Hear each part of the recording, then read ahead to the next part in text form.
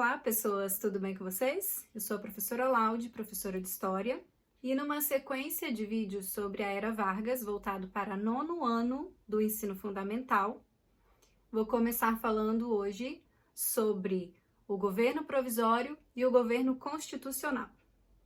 Bom, a Era Vargas, ou o primeiro governo Vargas, de 1930 a 1945, se iniciou quando Vargas, lá na Revolução de 1930, assumiu a presidência do Brasil sem ter sido eleito. Aconteceu a Revolução de 1930 e quem promoveu essa revolução colocou Getúlio Vargas como presidente da República. E esse período da Era Vargas é dividido em 3 fases: governo provisório, governo constitucional e Estado Novo, que é uma fase de ditadura.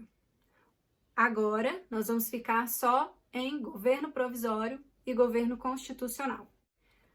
Assim que assumiu a presidência, Getúlio Vargas implementou medidas que visavam fortalecer a si mesmo no governo e enfraquecer as elites estaduais, as oligarquias, que até então dominavam a política no Brasil. Para isso, nomeou interventores nos estados no lugar dos governadores que haviam sido eleitos. Porém, a nomeação desses interventores e a retirada dos governadores que haviam sido eleitos anteriormente causou muita insatisfação. Em São Paulo, por exemplo, os paulistas reagiram formando a Frente Única Paulista, que exigia uma nova Constituição para o Brasil e a nomeação de um interventor civil e paulista para o governo de São Paulo. Pressionado, Getúlio Vargas nomeou o paulista Pedro de Toledo, mas a insatisfação ainda não terminou. Apesar disso, os paulistas continuaram fazendo oposição. Foi quando uma tragédia ocorrida em São Paulo deixou os ânimos ainda mais exaltados. 4 estudantes, Martins, Miragaia, Drauzio e Camargo, foram mortos quando atacavam a sede de um jornal que era a favor de Vargas. As iniciais dos nomes desses estudantes, MMDC, se tornaram a sigla de um movimento em São Paulo contra o governo. Em 9 de julho de 1932, os paulistas, liderados por Isidoro Dias Lopes, que era um general, e pelo civil Pedro de Toledo, pegaram em armas contra o governo na chamada Revolução Constitucionalista, que também é conhecida em outros estados como Revolução de São Paulo. Na guerra contra as tropas federais, os paulistas foram apoiados apenas pelo Mato Grosso e o governo federal tinha navios, mais soldados vindos de outros estados do Brasil, especialmente do norte, e maior poder de fogo. Por isso venceu os paulistas. Porém, mesmo derrotados militarmente, os paulistas se sentiram moralmente vitoriosos, pois as suas exigências foram ouvidas. E em 1934 foi convocada uma Assembleia Constituinte para aprovar a 3ª Constituição do Brasil. A Constituição de 1934 trouxe muitas mudanças para o Brasil. Entre as suas determinações, podemos citar o voto secreto, que dificultava a prática da corrupção eleitoral tão comum nas décadas anteriores. O voto feminino, as mulheres passaram a ter importância na política. Justiça eleitoral, para zelar das eleições. Ensino primário gratuito, de frequência obrigatória. Criação da Justiça do Trabalho e direitos trabalhistas. Foram reconhecidos direitos trabalhistas como jornada de trabalho de 8 horas diárias, descanso semanal remunerado, indenização por dispensa sem justa causa, proteção ao trabalho do menor e da mulher, férias anuais remuneradas, estabilidade à gestante e etc. A Constituição previa também que o próximo presidente seria eleito de forma indireta, isto é, a própria Assembleia, responsável por elaborar e aprovar a Constituição de 1934, escolheria o próximo presidente da República. E essa Assembleia escolheu Getúlio Vargas, e aí começa o seu governo constitucional. Quando Vargas assumiu o governo, em 1930, o Brasil sofria os efeitos da crise de 1929 dos Estados Unidos. Isso causou desemprego, inflação alta, tensão social no Brasil, falência.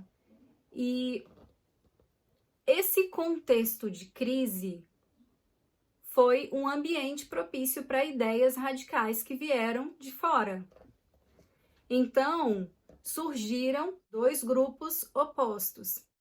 Os integralistas eram liderados pelo escritor Plínio Salgado e era um tipo de fascismo brasileiro. Esse grupo se inspirava no fascismo italiano mesmo. Em 1932, os integralistas fundaram a AIB, Ação Integralista Brasileira, uma organização política que tinha por lema Deus, Pátria e Família, e que defendia um governo autoritário, dirigido por um chefe e um partido único, predomínio dos interesses da nação sobre os do indivíduo e a censura dos meios de comunicação. A AIB conseguiu o apoio das camadas médias, do alto clero, dos empresários e das forças armadas e chegou a reunir mais de 100 mil filiados. Em oposição aos integralistas, surgiu em 1935 a Aliança Nacional Libertadora, ANL, um movimento popular liderado pelos comunistas e chefiada pelo ex-capitão Luiz Carlos Prestes. Os principais pontos defendidos pelos aliancistas eram o não pagamento da dívida externa brasileira, a nacionalização das empresas estrangeiras, a reforma agrária, a formação de um governo popular. Em 5 de julho de 1935, os aliancistas tentaram um golpe que ficou conhecido como Intentona Comunista, mas esse golpe não funcionou. Muitos líderes foram presos, foram torturados e as cadeias das principais cidades brasileiras ficaram cheias de presos políticos, inclusive presos bem famosos como o escritor Graciliano Ramos. As eleições para a presidência da República estavam marcadas para 1938, mas Getúlio Vargas não tinha intenção de deixar o governo. Por isso, em 1937, anunciou pela rádio que havia descoberto o Plano Cohen, que seria um plano dos comunistas para derrubar o governo. Os comunistas, segundo esse plano, provocariam greves, colocariam fogo em igrejas e assassinariam o presidente da República. Na verdade, o Plano Cohen era falso, mas serviu de pretexto para que, em 10 de novembro de 1937, Vargas desse um golpe e implantasse o Estado Novo. O Congresso Nacional foi fechado, a Constituição de 1934 foi suspensa e, no lugar da Constituição de 1934, foi posta a Constituição de 1937. Essa Constituição permitia ao presidente governar através de decretos, leis, que seriam leis impostas. As eleições presidenciais foram suspensas e as greves foram proibidas.